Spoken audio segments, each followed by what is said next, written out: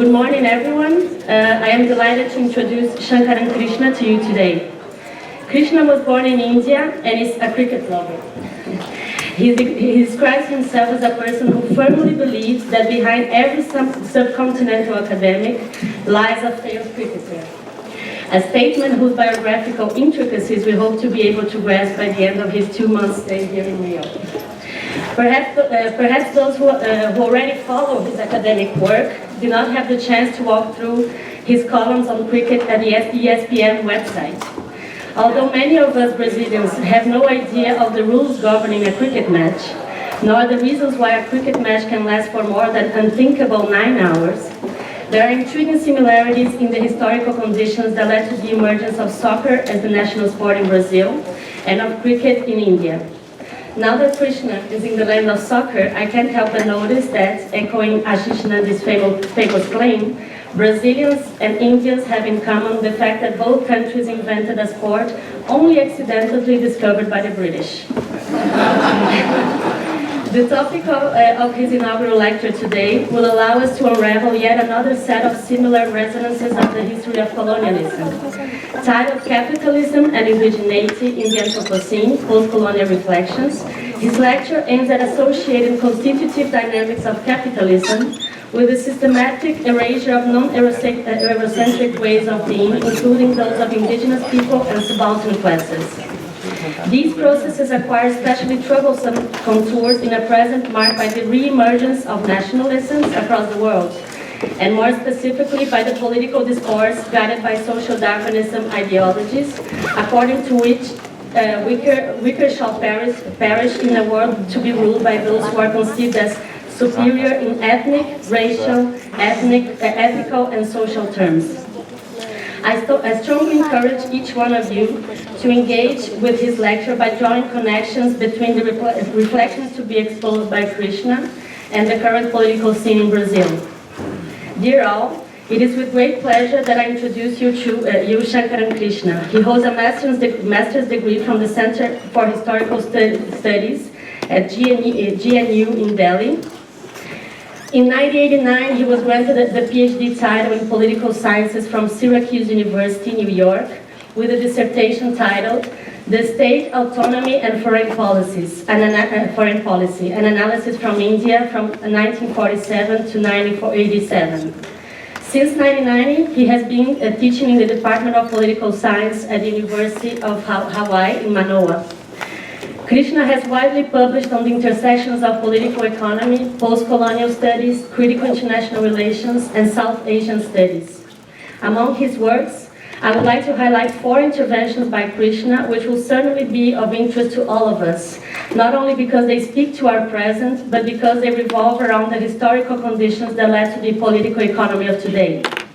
The first one is titled The Importance of Being Ironic, a post-colonial view on critical international relations theory. Published in 1993 by Alternatives, this work calls for a post-colonial attention as a supplement to the post-structural analysis of the Gulf War that were gaining terrain in critical international relations by that time. This call for the relevance of colonialism and its correlate racism is taken up towards the broader field of international relations in his 2001 article titled Race, Amnesia, and the Education of International Relations, published by Alternatives.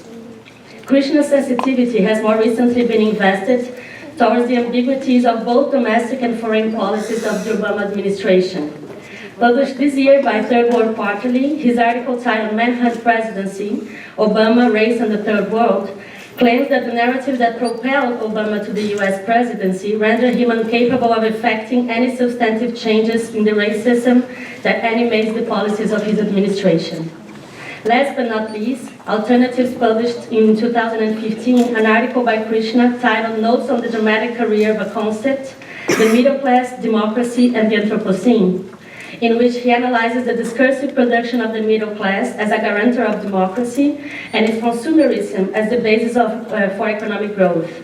Krishna challenges both of these premises and argues that, and I quote, middle classes are frequently the creation of state projects based on selective inclusions and exclusions, and their desired futures constitute a real threat to planetary sustainability at this point in time, end of quote. I invite you all to take a careful look at his work, as well as to be attentive to how these lenses are projected toward the inaugural lecture he's offering us today. Most of all, I encourage you to engage with Krishna on issues of colonialism, ranging from soccer to post-structuralism, in the next weeks he will stay in Rio. Krishna, thank you for being here with us. The floor is all yours.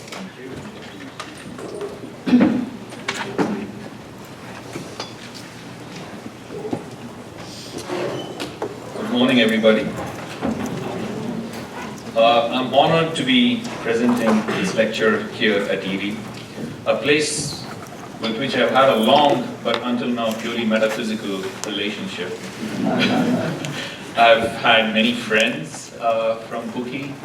Some of our best graduate students at UH Manoa have come to us from your International Relations Institute, but I've also felt envious that almost, it seems, all my colleagues and friends had been through ERI and PUC-Rio except me.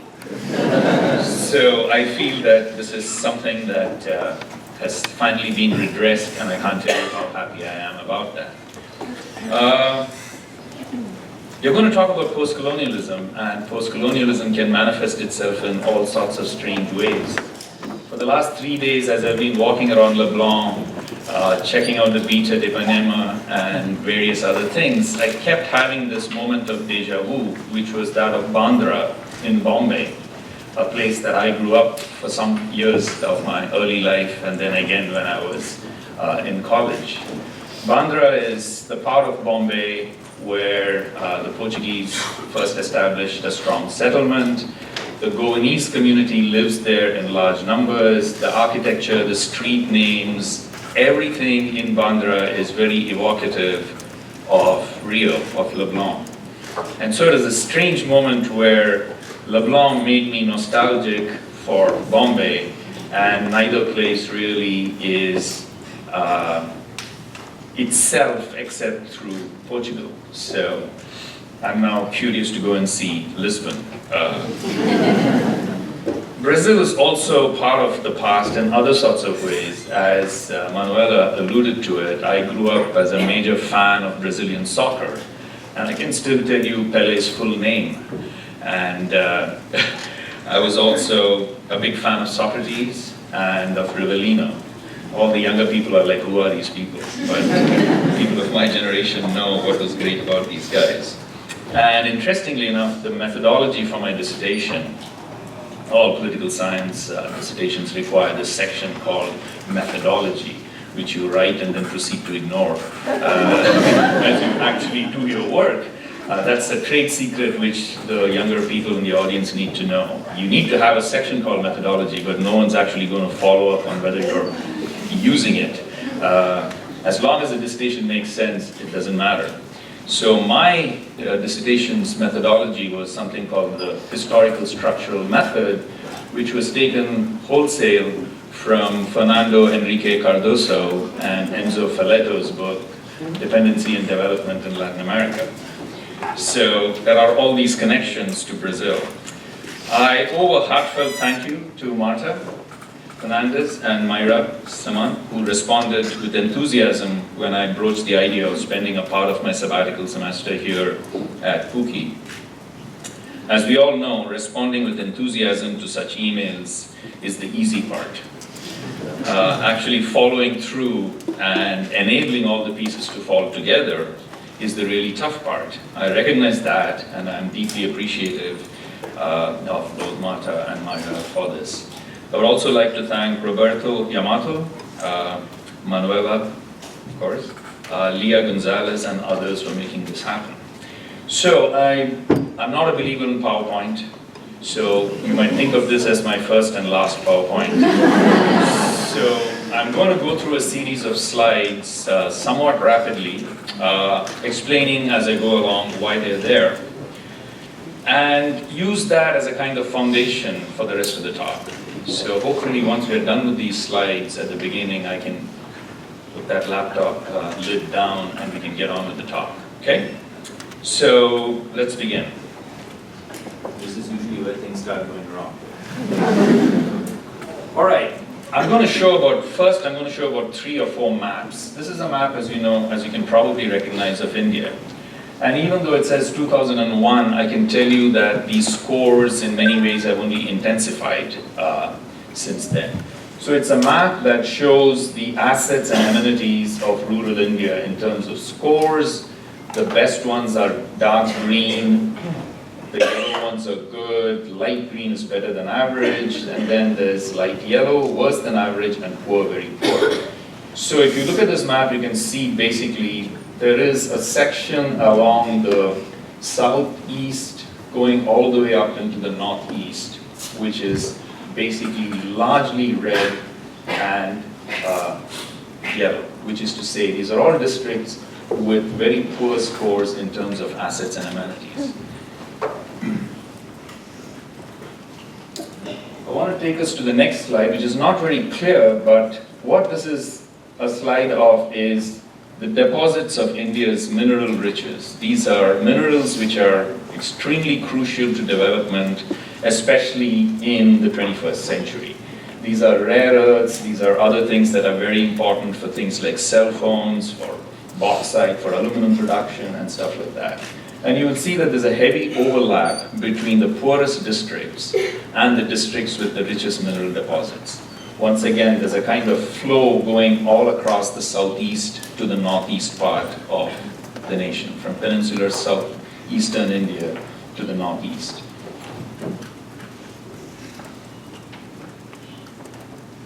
This third slide basically shows what are called Nakshal-affected areas in India.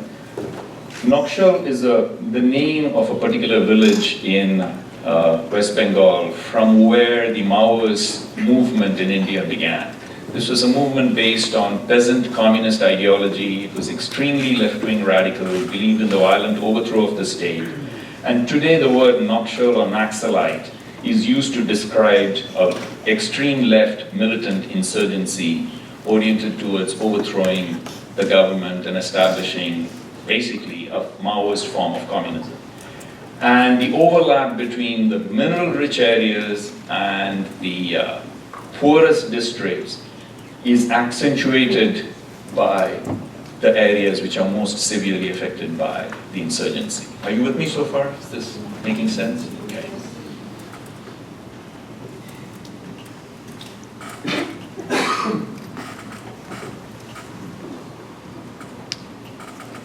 So, having, in a sense, shown the overlap between the districts with the most severe Maoist insurgency, with the most mineral deposits, with the greatest degree of, with the poorest levels of per capita incomes and other things, there's a fourth element to this which I want to accentuate. These are also the districts with the highest percentages of what are called Adivasis in India. Adivasis are, you might call them, the aboriginal populations of India. These are frequently referred to in India as tribals.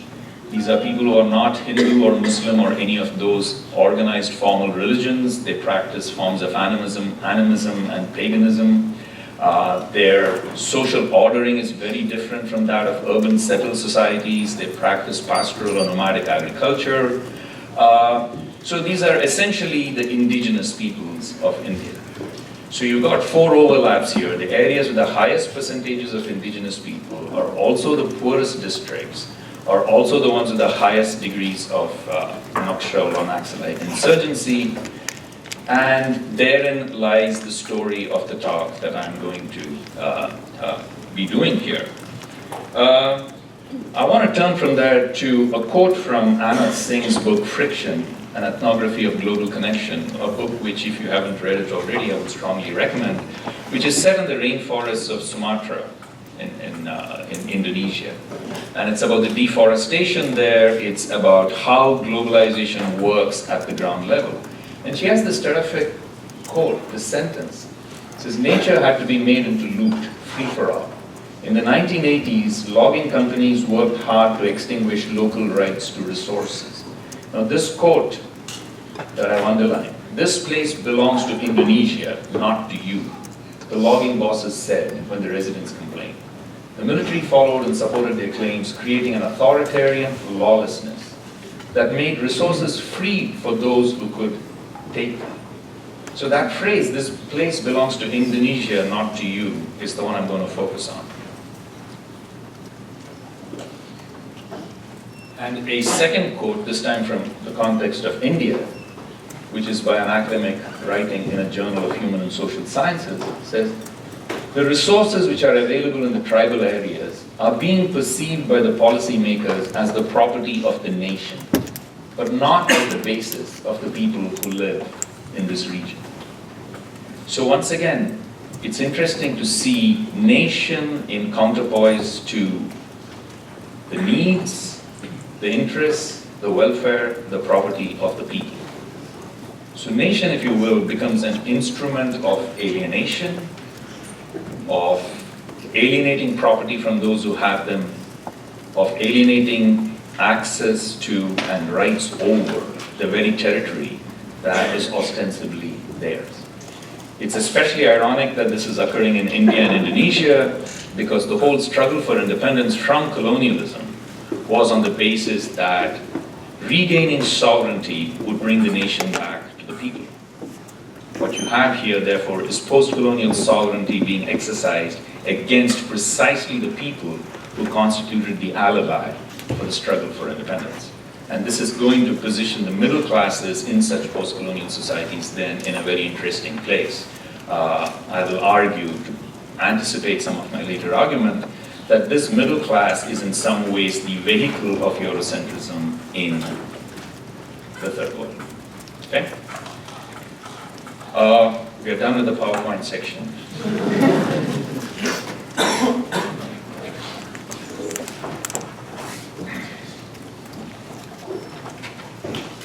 So how did we arrive at this point? By this point, I mean three things. Number one, a threat to our very survival as a species due to climate change, specifically global warming and rising sea levels, at rates exceeding that of most of the direst scientific predictions from even a few years ago. That's one moment of the present. A second is a rising tide of authoritarian, nativist, conservative, populist, right-wing regimes across the first, the former, second, and third worlds, all seemingly predicated on both a denial of the facticity of climate science and a desire to somehow, through the sheer energy of a violently nationalist and majoritarian ethos, turn the clock back to an imagined past when things were better. And third, a global tendency towards the polarization of wealth and rising inequality, with some variations across countries, no doubt, but the pattern basically holds. And this rising inequality and polarization is both within countries as well as between first and third worlds. These are the three processes which in some ways span centuries, but have also rapidly accelerated within the last 30 years. There is this startling statistic that you will find in Timothy Mitchell's Carbon Democracy, where he points out that something like over 65 to 70% of the carbon deposits that we have consumed since the start of the Industrial Revolution have happened basically within the last 20 years. Basically since Rio 1922. So in other words, our awareness of the reality of climate change and of the dangers of the consumption of fossil fuels at this rate has paralleled our consumption of those things at the most incredible levels in terms of our human history. So there are many ways of explaining or narrating this moment, of these events that constitute this moment. And I embark from something that one might call a post-colonial perspective. How useful is this as an explanatory framework? That's something for you to decide. And we can talk about its strength and its weaknesses during the discussion. As academics, we all have to make choices regarding our strategies of abstraction. And this one is mine. As with everybody, it's a choice made not in some de-individualized, purely intellectual context, but is a result of biography. It's a choice that I was led towards as I read JNU, and was seeking explanations that made sense of the world that I was in.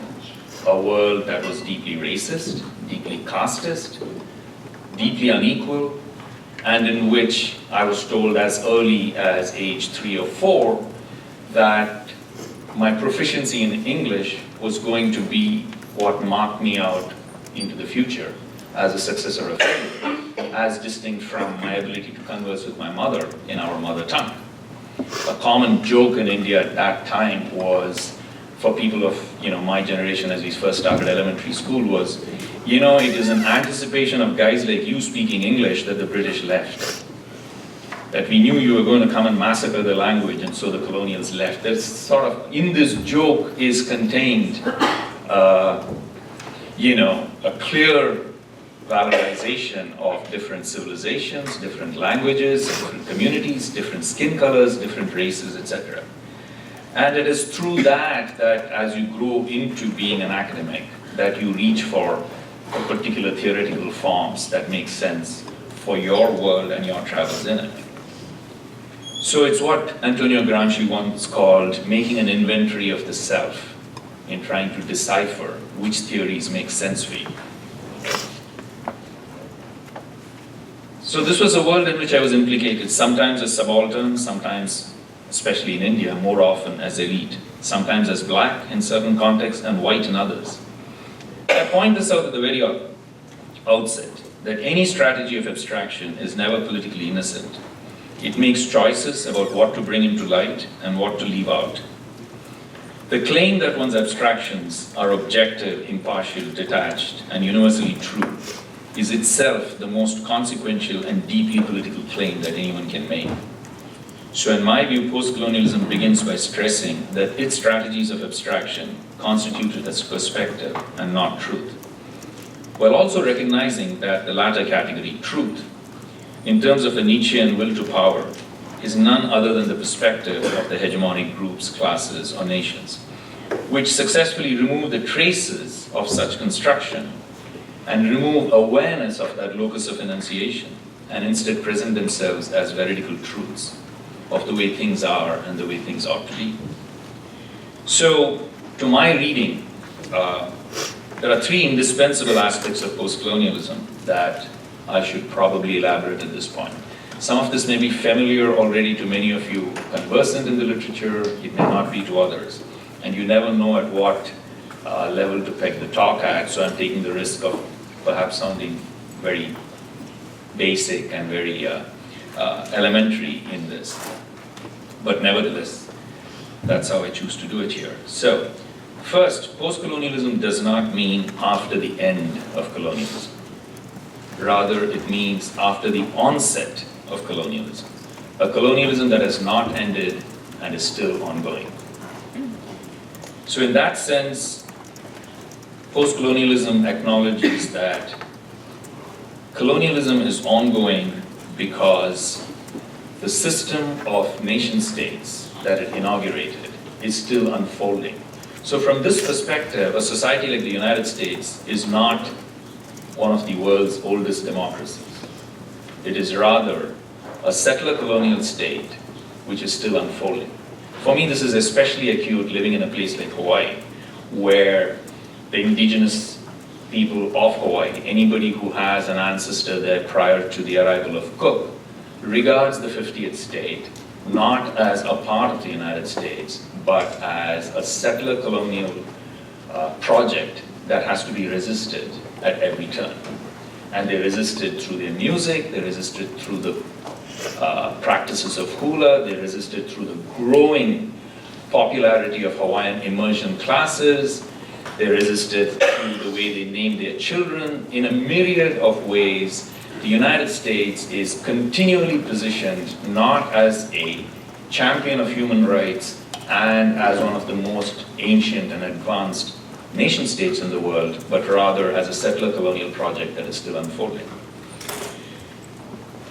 Second, the moment of inauguration and rupture for post-colonialism as perspective is 1492.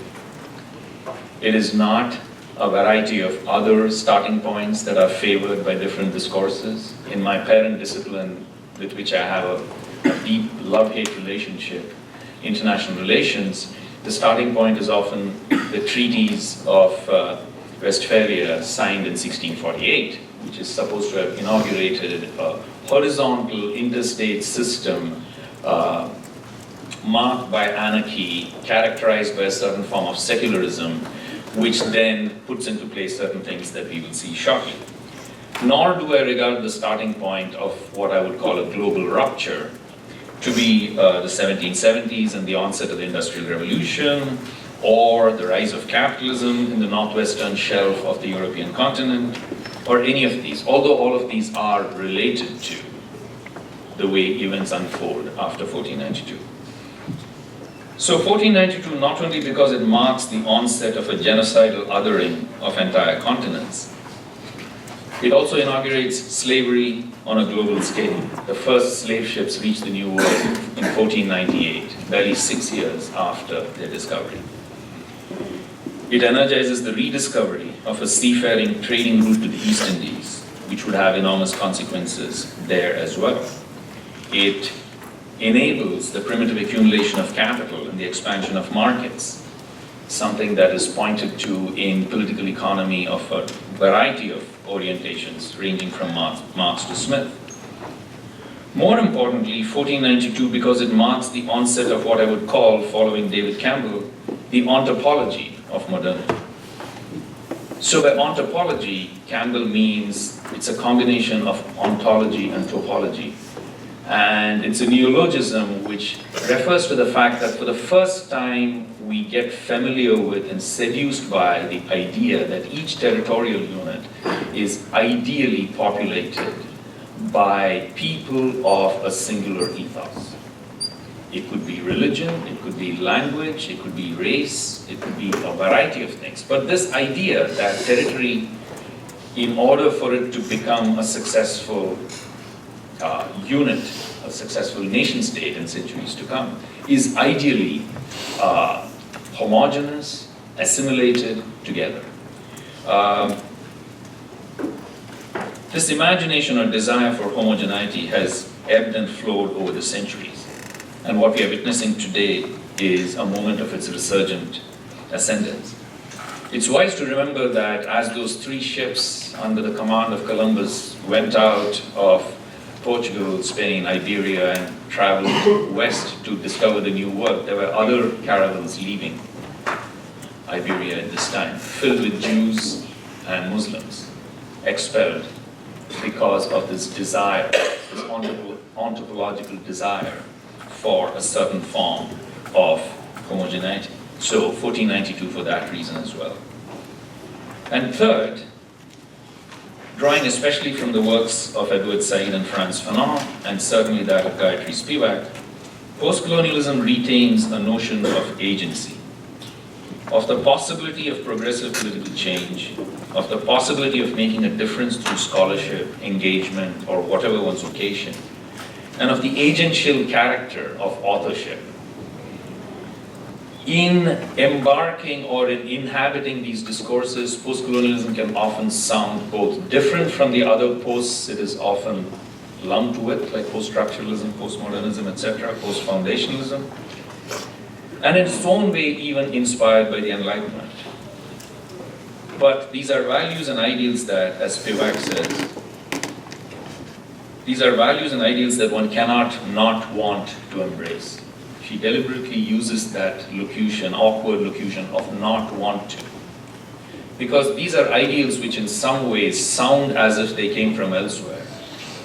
And in that sense makes post-colonialism sound derivative. But on the other hand, these are also human values which have been implicit and explicit in cultures and civilizations timelessly, in religious doctrines timelessly. There is nothing Western about them. And if strategically one lays claim to them at a certain point in time through the Enlightenment, so be it. But the main point here is that post-colonialism frankly asserts that the point of knowledge production has to be, however ineffectually and with however many failures, continuously oriented towards attempting progressive political change. So, from such a post-colonial standpoint then, how does the world look since 1492? I would argue that There are three braided narratives which together have brought us to this moment. These three narratives have overlaps, they learn from each other, they give each other density, they give each other strength, they complicate aspects of each other, but they're analytically worth separating out.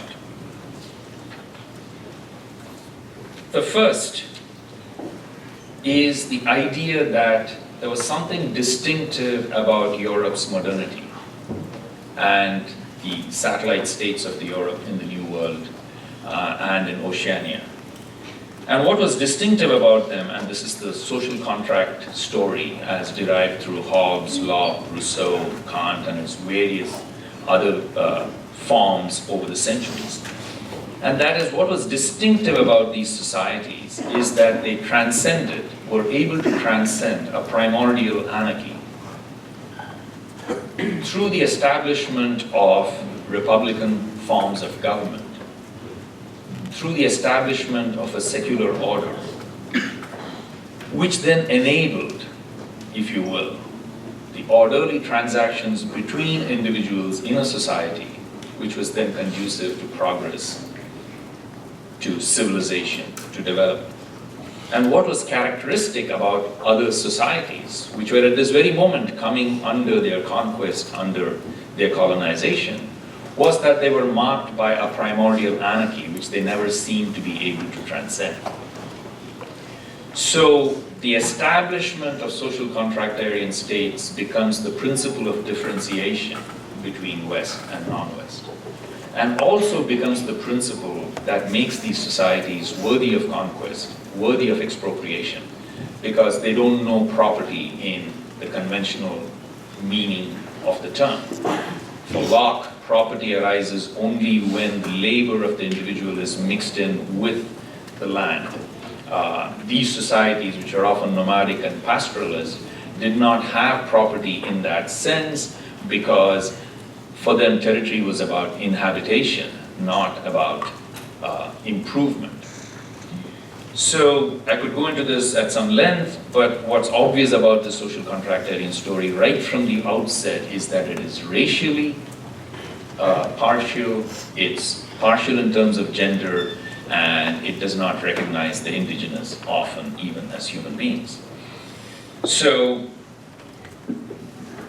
the works of many, but I could just mention Johannes Fabian, Eric Wolff, Anthony Angie, Charles Mills, Carol Pateman. A number of people have worked on how the social contract theory produces a principle of hierarchy which justifies colonialism and justifies the attribution of inferiority to quite simply the vast majority of people. Why this is important will also resurface towards the end of my talk when I show how this becomes the principle, as we saw in those quotes from India and Indonesia, for the expropriation of indigenous peoples and subaltern groups within such societies. The second narrative that's together braided in to constitute modernity is a powerful set of ideas that I could just very briefly describe as the idea of Homo Economicus, which is read into the works of Adam Smith, specifically his 5-volume Wealth of Nations. The idea that each individual is a social unit with an innate propensity to barter, truck, and exchange one thing for another. And moreover, that such individuals, out of regard for their own selfish self-interest, competing with each other would produce what is collectively good for society as a whole, through the providential, invisible hand of the market, has been not only one of the core tenets of liberalism, of liberal thinking, it has also been one that is based on a very fundamental misreading of Smith, not merely in his other volumes such as the Moral Foundations, but also from within the Wealth of Nations itself. So Smith's important guardrails about the role of the state, about the importance of a level playing field before such competition can have its salutary effect, and many other moral caveats, all of these are eviscerated or abstracted, and a very thin reading of Smith's Wealth of Nations becomes hegemonic. Karl Polanyi has a really memorable phrase in his The Great Transformation, a phrase that's often overlooked. So in critiquing Smith's idea of the essence of human beings as being the propensity to barter, truck, and exchange one thing for another, Polanyi says, quote, "No misunderstanding of the past has ever been so prophetic of the future."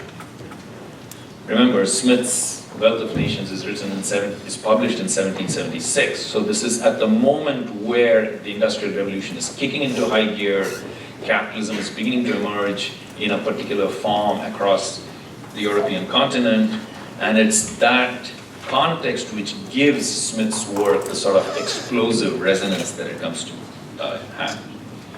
So the third of these two narratives, the first one, as I said, is the idea of the social contract with all its racial and other exclusions, becoming a principle for dividing societies into civilized and barbarian. The second is the Smithian idea of Homo Economicus. And the third, joining these two, is another powerful misreading which emerges from the middle of the 19th century, which is that of Charles Darwin's work on evolution and the origin of the species. So Darwin's ideas set in the context of the evolution of the natural world works remarkably well in terms of its resonances with both the social contractarian theories and with Homo Economicus, in order to produce a very consequentialist bias which says whatever wins is civilizationally, in terms of evolution, that which was destined to win, that which was most adaptable to its environment. What's interesting there is the very notion of adaptation is misread. And we are seeing the wages of that right now, today, with global warming and climate change. The fact that humans were able to outcompete other species did not prove that we were better adapted to our environment. In fact, it might have proven the precise opposite. The very word Anthropocene derives from the fact that this is the first epoch in planetary history where one species has had such an impact upon the climate, upon the environment, upon the survivability of the planet itself. That's literally the meaning of the word Anthropocene. So Darwin's phrase, misunderstood to mean the survival of the fittest, alloyed with pseudoscientific theories of racial difference, constitute, along with Homo Economicus and with the idea of the social contractarian state as being the most advanced and, more importantly, the only form of civilization, constitute the full triad or trifecta that dominates the modernist episteme. Continuities between each of these three narrative grades should be clear, and their implications for the present should be obvious. So I want to use the rest of this discussion to amplify some of these resonances and connections. To give just a few instances. Firstly, sections of all societies today have become comfortable with the idea of deep inequality, because these winners are those who have shown themselves to have the greatest ability to excel in a context of market-driven competition. And forms of social welfarism towards the poor are moral hazards and have no place in advanced or rising societies. This has become very much a trope, an accepted idea within middle classes the world over. I'm continuously struck during my visits to India every summer that the guys I went to school with, we were all part of a generation of, I would call, Nehruvian secularists, who today are so comfortable with the idea that what exists outside their gated community is not relevant to their lives, does not constitute an ethical problem, and that these forms of inequality are, in some senses, a justifiable result of a free and fair competition. Obviously, this is not true of everybody.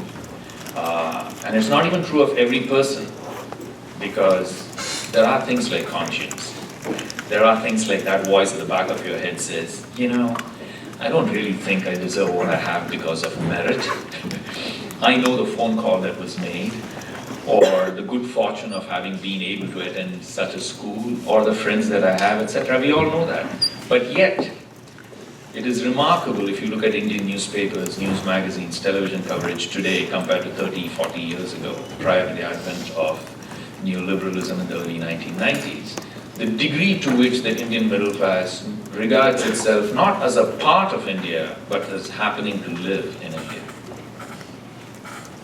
So it's a middle class that sets its standards for consumption, for lifestyles, for aspirations, with similar middle classes elsewhere, Bangkok, Singapore, Rio, you name it. But the referent is never the neighborhood outside the IT village or gated community that you happen to be a part of.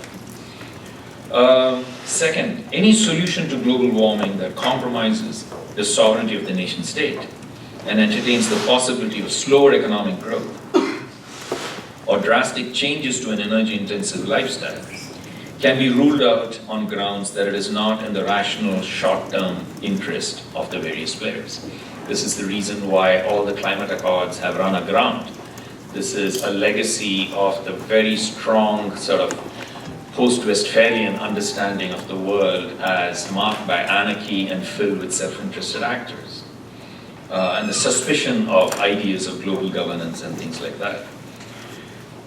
Related to this, the very contemporary discourse of good governance, of structural adjustment programs, of failed states, all of these retain to a remarkable degree those social contractarian premises that I outlined earlier.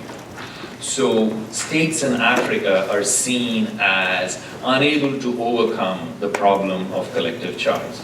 They are seen as unable to create incentives for cooperation. This is Robert Bates and the whole rational choice school of works in understanding Africa, that these societies, again, are preternaturally or primordially anarchic.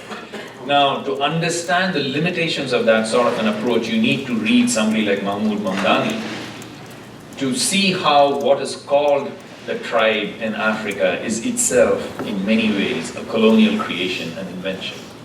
It's the disappearance of other forms of self-governance in these places, the desire of Western colonial powers to find a single leader who could then be the vehicle through which you expropriate the natural resources of that territory.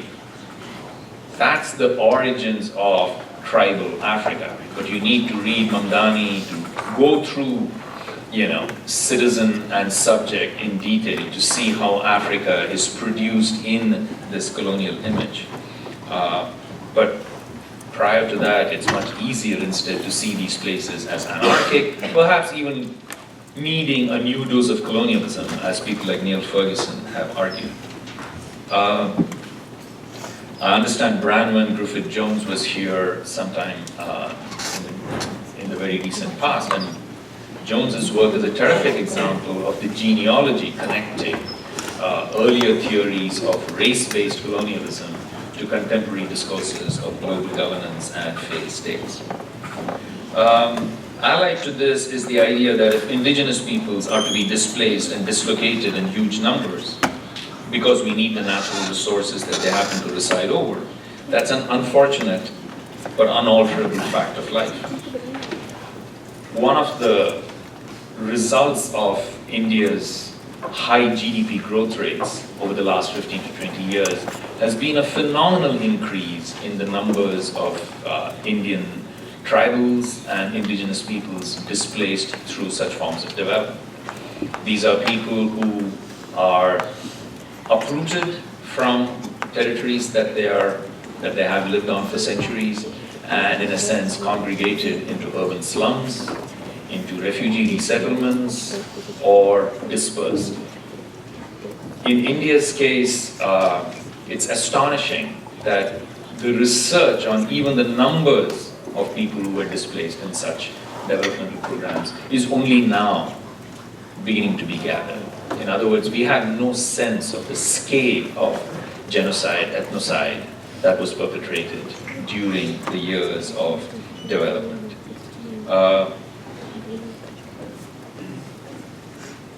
This is, of course, playing itself out here. I don't need to tell you about that. It's ongoing. It's probably going to increase in the very near future. And in the place where I work, we have at this moment a controversy over what's called the 30-meter telescope, which is housed at the top of Mauna Kea, the highest point on the Big Island, which of course offers a fantastic window into the skies and is therefore prized by astronomers for that reason, but also happens to be a mountain that is sacred to the native Hawaiians, who argue that this is akin to saying we've just discovered huge deposits of petroleum underneath the Vatican, so why don't we just start drilling? Our reaction to that would be one of horror, but our reaction to putting a telescope, multiple telescopes at the top of Mauna Kea, goes relatively unremarked, but not uncontested. One of the virtues of over 30 years of having established a Center for Hawaiian Studies at the University of Hawaii's campus has been the training of a whole generation of activists, scholars, all of whom are resisting the installation of this telescope, literally day and night. And that struggle is by no means over. Now I want to turn towards the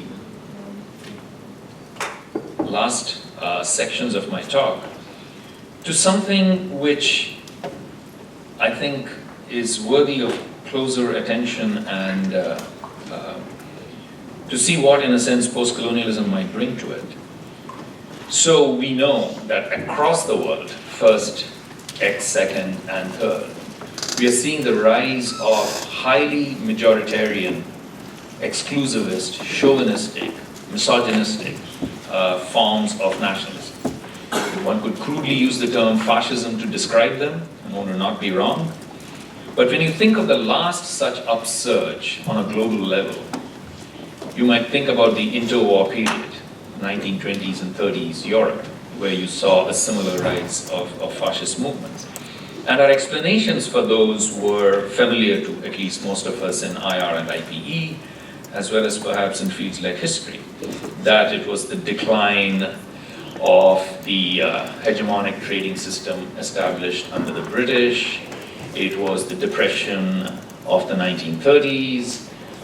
It was, the way the First World War had concluded with the humiliation of Germany, and a variety of other movements are together sort of concatenated to explain the simultaneous rise of right-wing movements across Europe.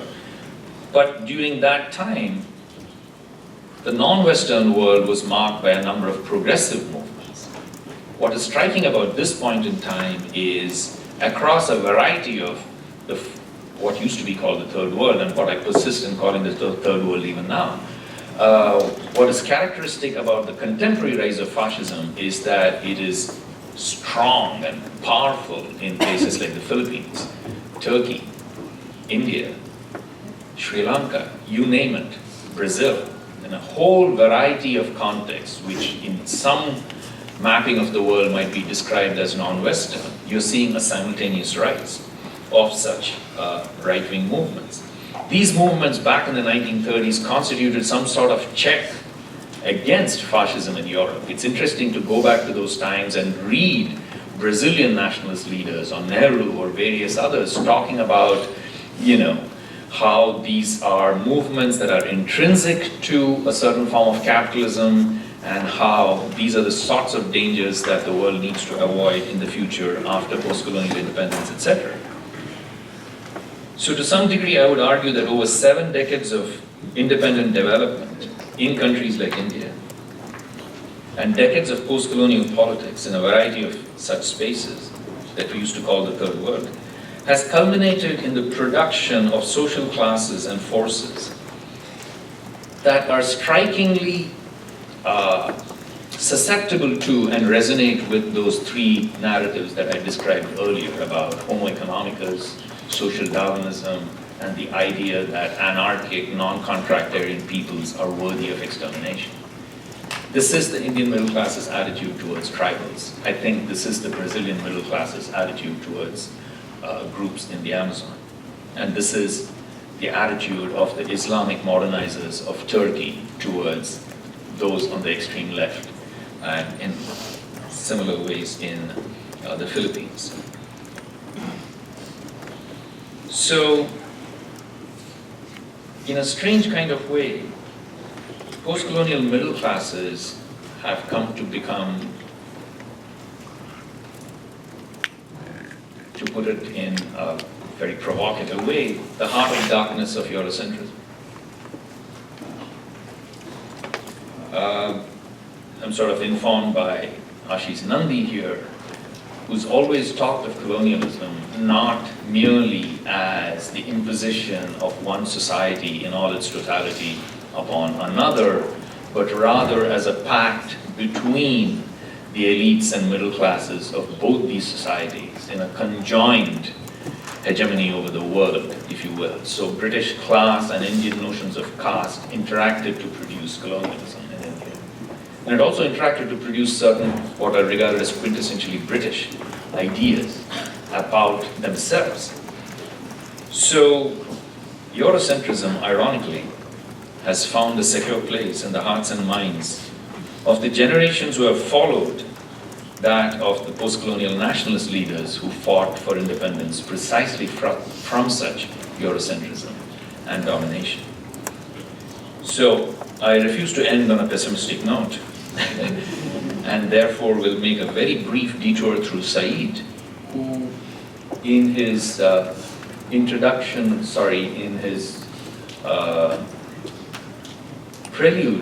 preface to the 25th anniversary edition of Orientalism. You know, Orientalism was first published in 1978, so 25 years later in 2003, as the revised edition of the book was published, he wrote this very thoughtful introduction. Said was also nearing the end of his life by this time, and he knew it because he was suffering from cancer. And he writes in this very melancholic vein about how, in many ways, the 25 years since the publication of Orientalism has seen an acceleration of all of those tendencies that he found deeply problematic in the 1978 book. That far from his work, which by then had been translated into multiple languages, had become part of the curriculum in so many universities, far from deflecting the rise of anti-Islamic discourse and Islamophobia, the 25 years had seen a rising hysteria on such fronts. And he talks also that that context, while something that is something that cannot be denied, does not in any way interrupt or stop his work, because he always went into his work with no belief or guarantee in the possibility of success. And that the result of that was in some ways unrelated to the ethics of his engagement with politics. That he had to continue to do this because it had to be done. And I would like to end on that note, that at this moment where things look about as bleak and despairing, in India we have elections starting next month, and early signs are that the current regime, with all of its multiple failures, with its absolutely horrendous record on almost any tangible front, is likely to be re-elected. So I would submit that at this point, a perspective drawn from post-colonialism encourages us to continue to study, to analyze, to resist, and to work. And I'll stop there.